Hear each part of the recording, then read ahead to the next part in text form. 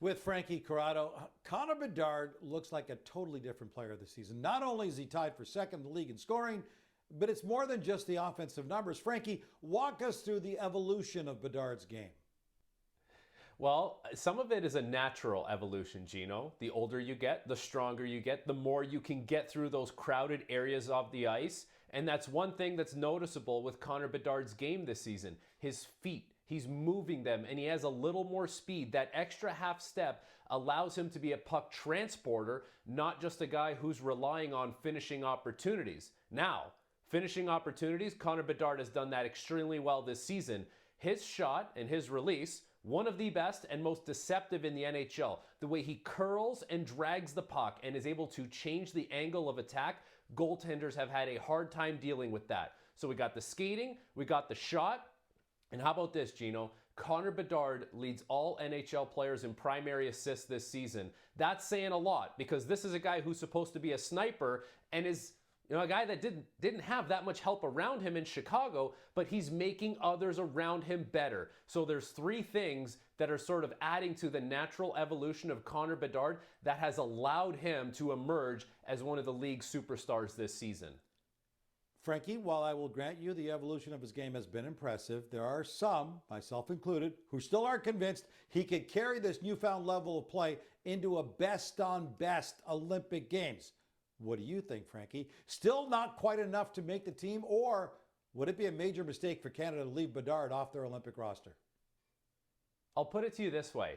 If he doesn't make the team and they win gold, no one will talk about it being a mistake because mission accomplished. They won the gold medal. But if they leave Connor Bedard at home and they lose, then yeah, it's a big mistake because, Gino, we could talk about where Connor Bedard should play up and down the lineup. The fact of the matter is there's not many better offensive options for Team Canada than him. He's a guy who needs to be playing in the top six and deserves to play in the top six. The conversation of, does he have to fall to the third line or fourth line? Can he play that role? There's other players better suited to that. Other players have to catch up to what he's doing offensively. And how about this, Gino? We've talked so much about how he doesn't have that much help around him in Chicago. But wait a second. Now he's making everyone around him better in Chicago. And if you had the opportunity to put him with Connor McDavid or Nathan MacKinnon or Sidney Crosby, is that not really enticing to see what that player can do when you give him the best of the best in the NHL? It is for me. So the conversation and the question has now shifted for Connor Bedard and playing on Team Canada. He absolutely deserves to be there, and he deserves to be in a position of an offensive player while playing on that team. Frankie, I get it. He can score. He's got great hands. He's a great playmaker. But my question to you is this. Can he play in high traffic, the kind of traffic he would see in a best-on-best?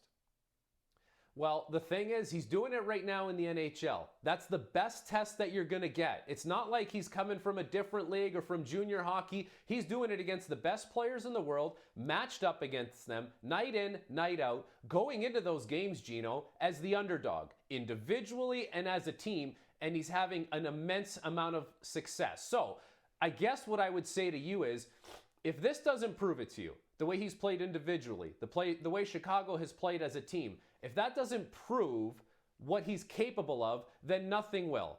And you get to the point where you're saying, well, there was nothing he could really do to make that team because we had our minds made up. He's done everything he possibly can to change the minds of the people selecting this team and put himself on the radar. I mentioned Bedard is second in the league in scoring. He's tied with Macklin Celebrini, who's a year younger, and by all accounts, a serious favorite to make Team Canada already. So age alone will certainly not be the determining factor.